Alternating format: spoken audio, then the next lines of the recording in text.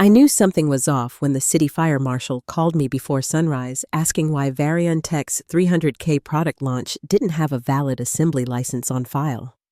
I was still in my robe, stirring instant coffee with the handle of a spoon I'd bent weeks ago, and trying to convince myself the day wouldn't start with chaos. The marshal sounded confused, polite, but suspicious. I wasn't, because deep down, I already knew Avery Cross had screwed something up. The only surprise was that the flames started this early. Usually, chaos wore designer heels and showed up fashionably late. But to understand that, you have to know Avery.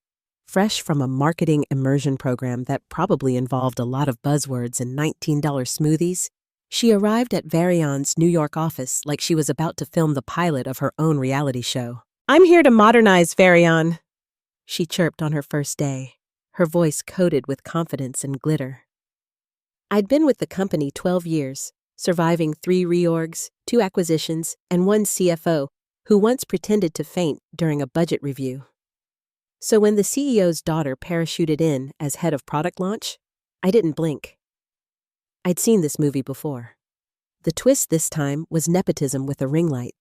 Avery barely noticed people like me, the ones buried in the guts of operations, unless something exploded or the espresso machine went down. I was the quiet pulse behind every major event, the person who knew which vendor to call at 9:58 p.m. when the freight got stuck in customs. No one saw me until something broke, and something was about to break. I caught it during a routine compliance ping, an automatic system reminder about the event permit renewal. Usually, it was a formality. But I remembered Avery announcing in Monday's meeting, all bright and smug, that she'd handled all logistics personally. She said it like she'd just negotiated a peace treaty. In reality, she had uploaded a Canva flyer and spent 2 hours picking napkin shades. Fine, I thought. Let her have her moment. But legacy systems have long memories, especially ones I built. After a messy merger 5 years back, our entire compliance infrastructure had been duct taped together, and when the dust settled, I still had full admin rights. That afternoon, I watched Avery strut around the open floor, her assistant trailing behind with a matcha and a portable light for selfies. When she spotted me, she beamed with fake warmth. "Oh, hey, Dana," she said, that PR smile never cracking. "We're all set for the event, just so you know. I've got it covered." "Good to know," I said, sipping my pen-stirred coffee. She didn't notice the way I watched her. Not with resentment, but with calculation. The Thursday before launch, I showed up at the Elysium Event Hall in Midtown for a walkthrough the logistics team had begged me to attend because Avery hadn't replied to any of their emails. The place smelled like citrus and ambition.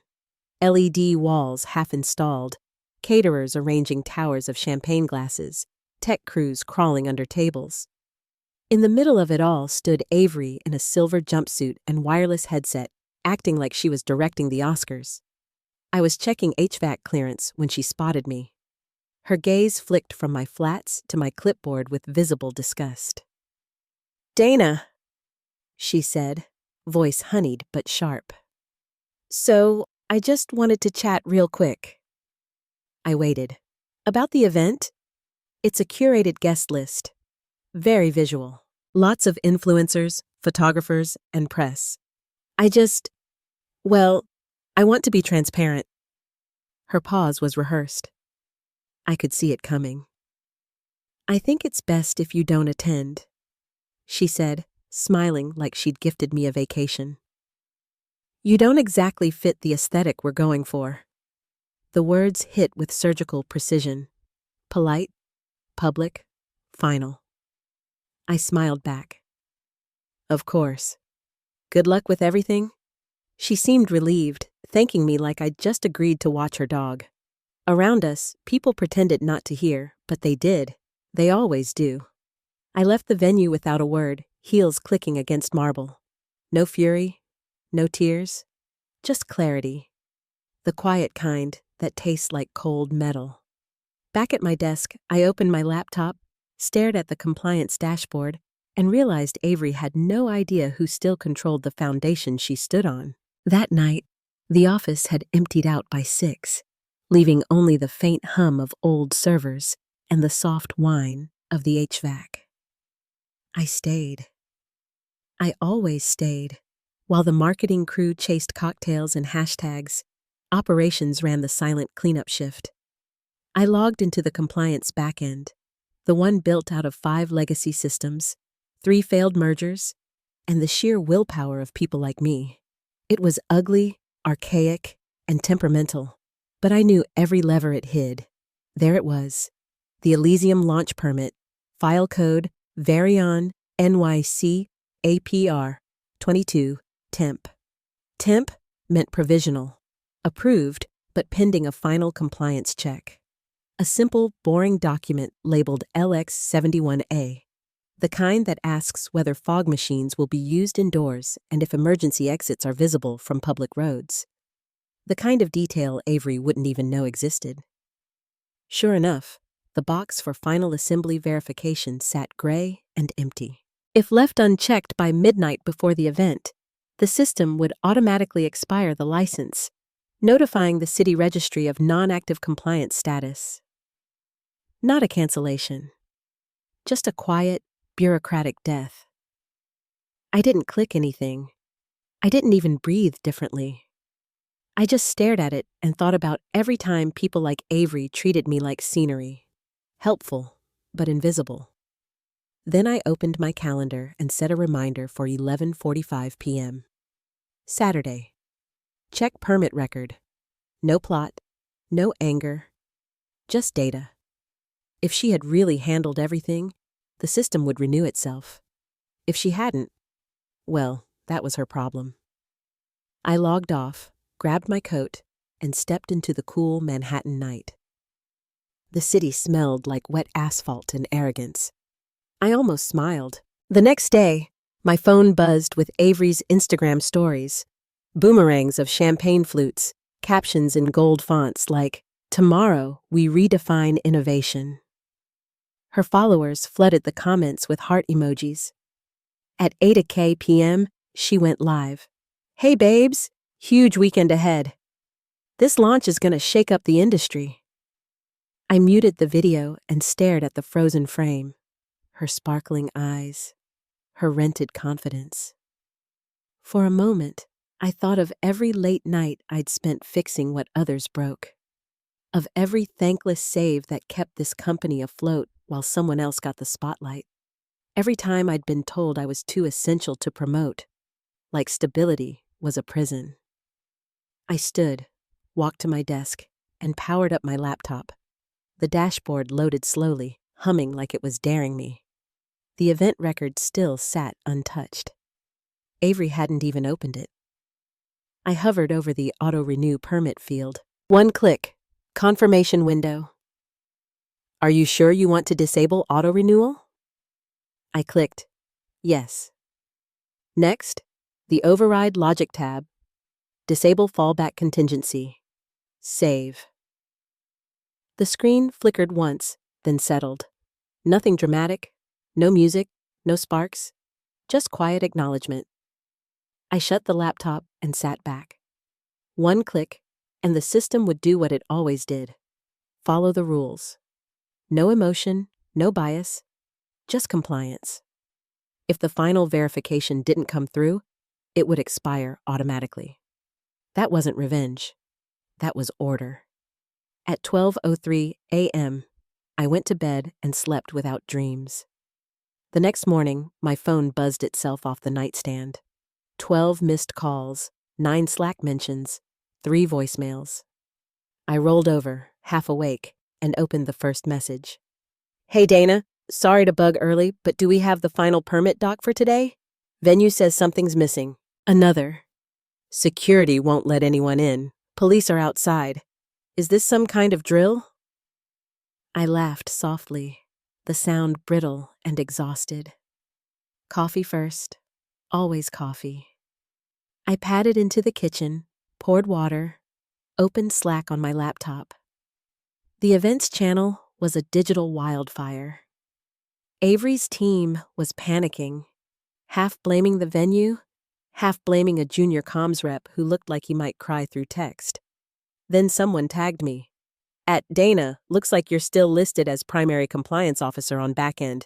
Do you know what's going on? Still listed. Of course I was.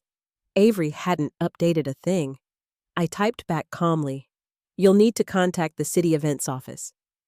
The permit was flagged as non-compliant at 12:01 a.m. when the final verification wasn't submitted.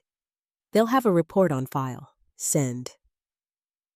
Then I poured coffee, sat by the window, and watched the sunrise over the city. Trucks grumbled, joggers passed by, and inside my apartment, everything was still. The system had spoken. I didn't have to. By the time I finished my second cup, the Slack feed had turned into pure chaos. Dozens of frantic messages, legal pings, emoji storms, all swirling around the same desperate question. Who dropped the ball? I didn't need to read every line to know the answer. At 6:27 a.m., I got a text from our head of legal. Can you hop on a quick call at 7:15? Board's asking questions. I replied, Sure, I'll be ready. Then I closed my laptop, refilled my mug, and took a long, steady sip. The city outside was waking up, but inside, I was calm. No panic, no thrill, just quiet symmetry. At 8:03 a.m., the launch should have been halfway through soundcheck, with stylists running around and influencers posting their behind-the-scenes selfies. Instead, the Elysium lobby was a war zone. Media vans blocked traffic. Investors milled around in tailored confusion, and Avery stood outside the locked glass doors in full designer glam, frozen under the camera flashes. Every local channel had a reporter on site. Even Channel 7 ran a live feed with a chyron that read, Tech launch halted over permit issues. In the break room, a few early risers huddled around the TV. Someone poured coffee. Someone else unwrapped a granola bar. No one spoke.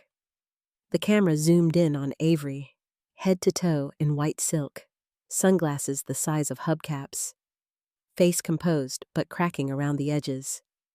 She walked up to the security guard, gesturing like royalty, and for a moment, I thought she might actually pull it off.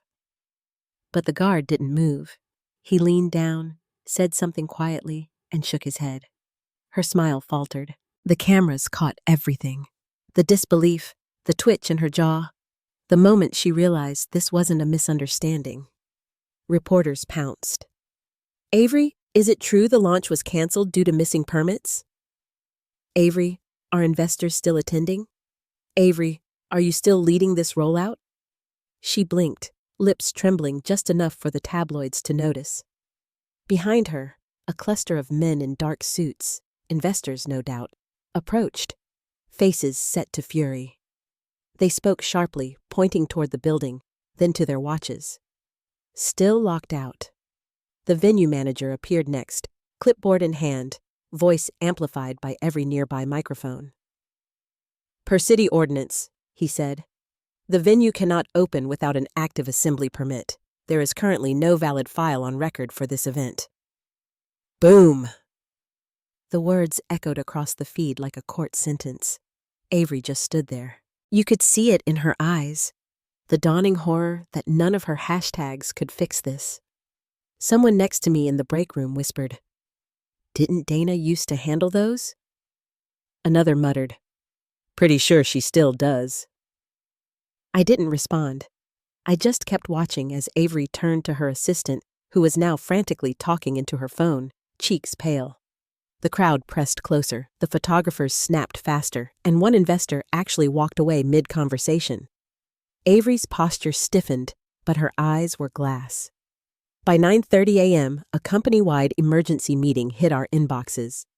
Subject line, Varian, NYC launch status, immediate review, no greeting, no RSVP button, just a time and a link.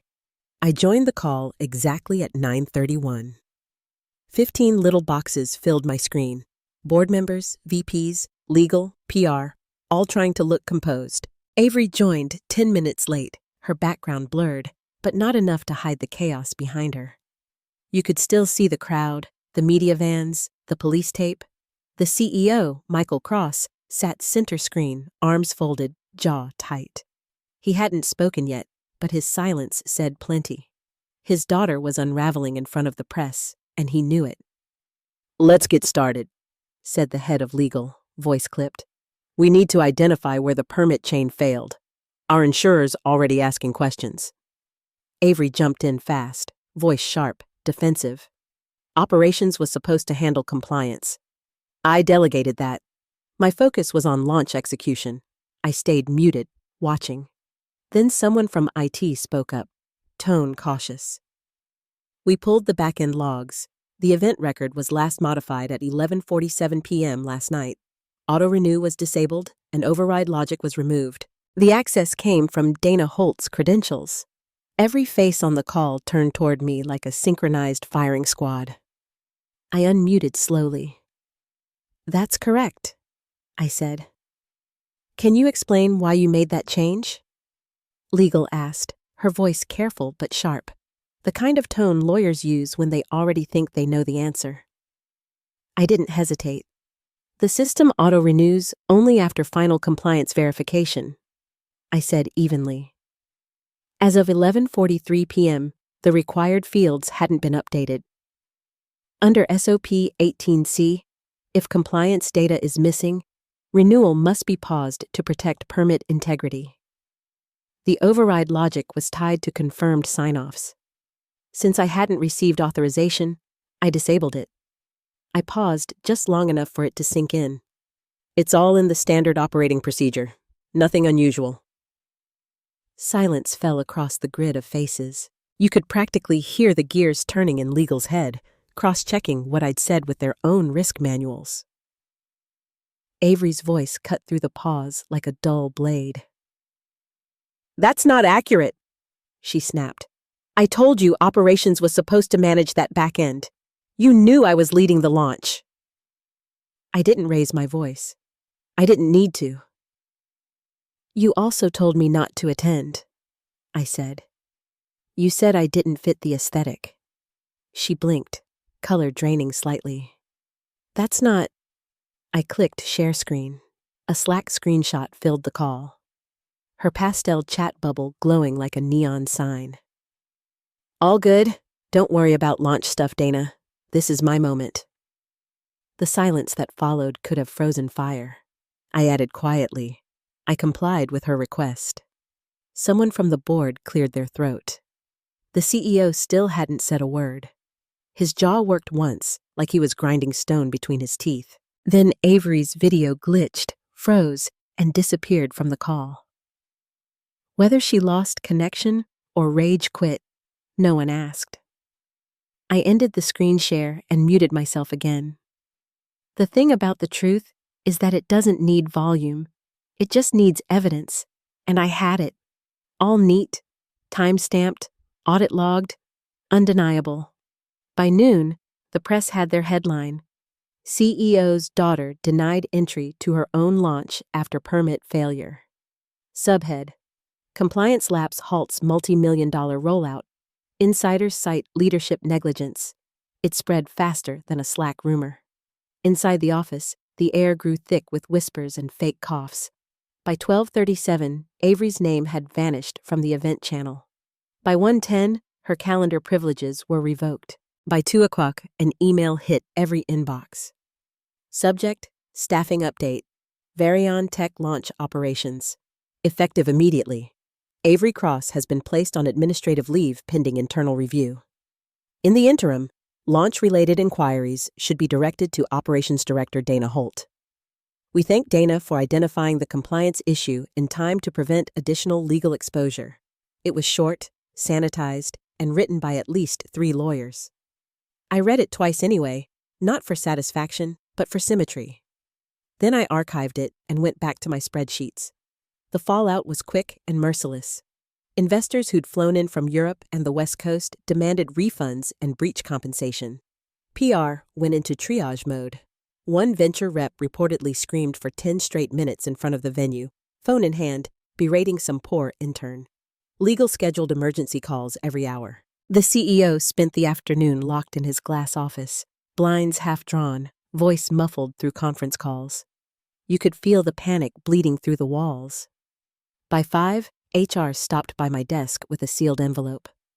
"For you," they said softly, and vanished like smoke. Inside, an official retention offer, a salary bump, and a substantial bonus in recognition of operational excellence. I smiled faintly, folded it neatly, and slipped it into my drawer without signing. Not yet. At 6:20 p.m., I passed the executive floor on my way out. Avery's office door stood open, empty. Her nameplate was gone. The orchid on her desk drooped like it knew the ending. I stopped just for a second, not to gloat, but to confirm what I already knew. The system had simply done what it was built to do. It didn't care about hashtags or heirlooms. It cared about procedure. And Avery had ignored procedure. All I did was let the system speak. By the next morning, the chaos had gone quiet. No more frantic calls, no breaking alerts, just the low hum of fluorescent lights and the distant clicking of keyboards as the office pretended everything was normal again. The Cross family scandal had already been repackaged into corporate PR statements and neutral sound bites. But the truth still lingered under the surface like smoke that wouldn't clear.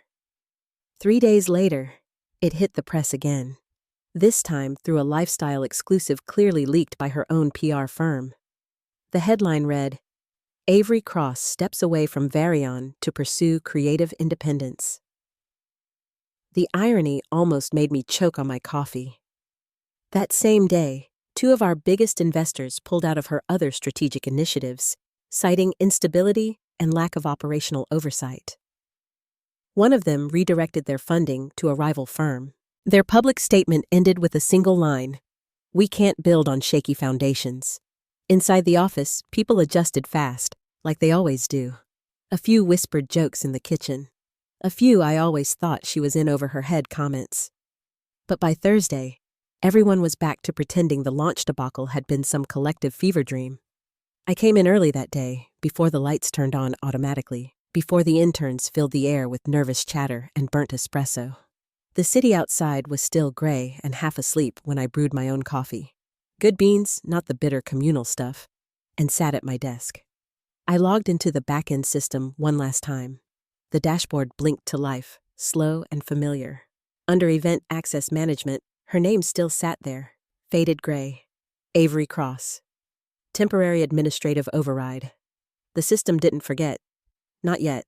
I hovered over the entry for a long moment. Then I clicked delete. A confirmation window appeared. "Are you sure you want to delete this record?" Yes. No sound, no flicker, just a clean screen again. Order restored. The kind of quiet only people like me appreciate. As I sipped my coffee, I heard footsteps behind me. A young woman from marketing, new, probably fresh out of college, hovered by my cubicle, tablet clutched to her chest. "Hey," she said nervously. "Sorry to bother you.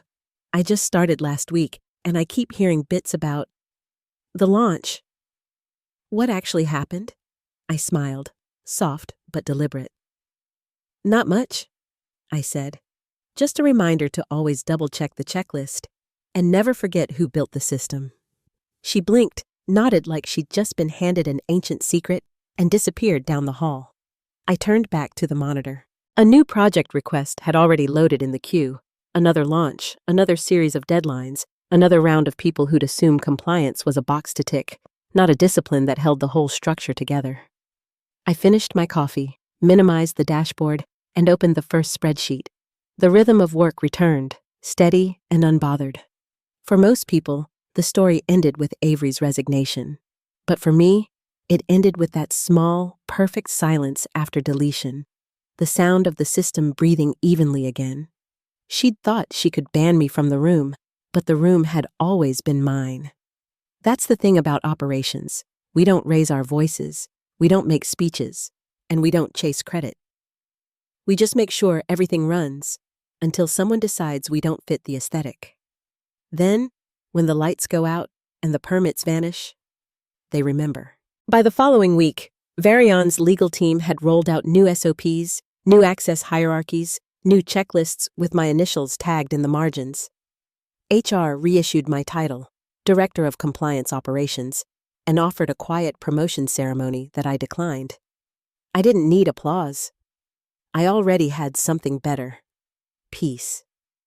Friday afternoon, as I packed up, the sun hit the office windows just right, reflecting the city in streaks of gold and glass. Somewhere down below, a delivery truck honked and a siren wailed. I smiled. Systems fail, egos rise, deals crumble. But the logs remember. And so do I. The following Monday, everything felt eerily normal, as if the meltdown that had consumed half the company never happened.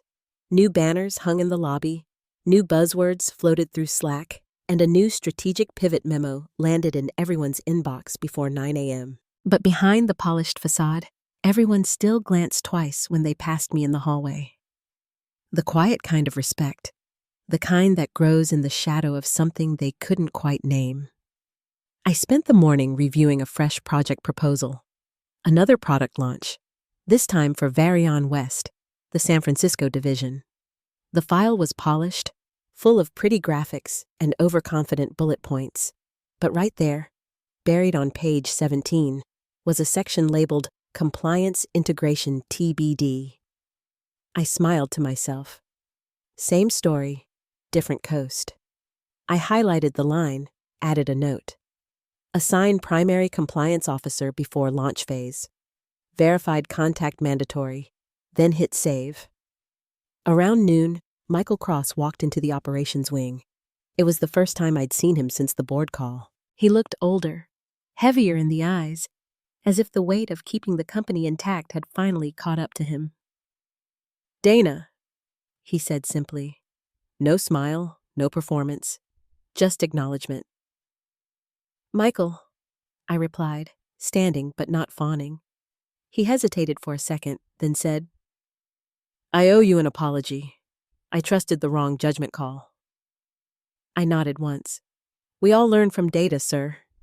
He gave a faint, humorless smile. "You're not planning to leave, are you?"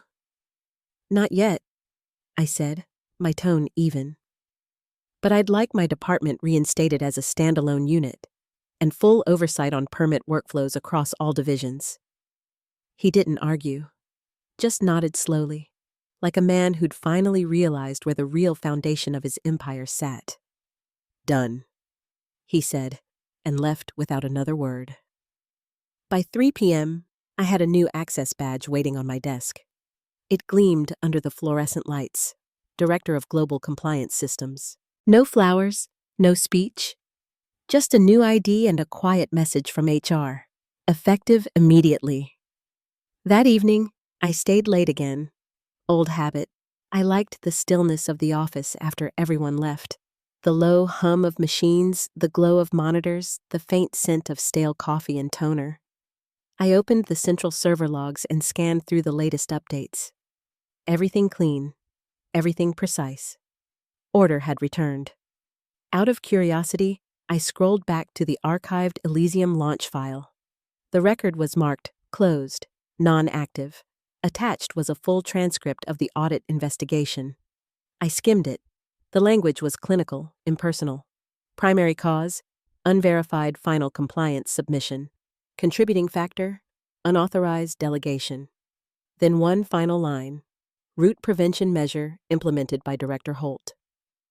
For the first time in weeks, I allowed myself to lean back and exhale. Not triumph, just release. At 7:42 p.m., as I was shutting down, I noticed something on my desk. A small, handwritten note. No name, just 2 words. Thank you. I turned it over. On the back, in tiny letters, it said, "From someone who still believes in the checklist." I didn't know who left it, and I didn't need to. It was enough. I packed up my things and walked toward the elevators. The city beyond the glass walls shimmered in the dusk, lights flickering on one by one like quiet applause. My reflection stared back. Same face, same calm expression, but with a stillness I hadn't felt in years. People like Avery think revenge comes from shouting louder or taking center stage, but real power doesn't make noise. It just removes a checkbox and lets gravity handle the rest. When the elevator doors slid shut, I caught my reflection once more and whispered to myself, not as a confession, but as an acknowledgement. The system always remembers. Outside, New York pulsed and roared, as relentless and indifferent as ever. And somewhere out there, someone was probably planning their next big event, already convinced compliance didn't matter. I almost felt sorry for them. Almost. Because the next time a permit goes missing or a launch collapses under its own weight, they'll trace it back to the same quiet truth. One line, one rule, one name still written in the back-end logs. Dana Holt.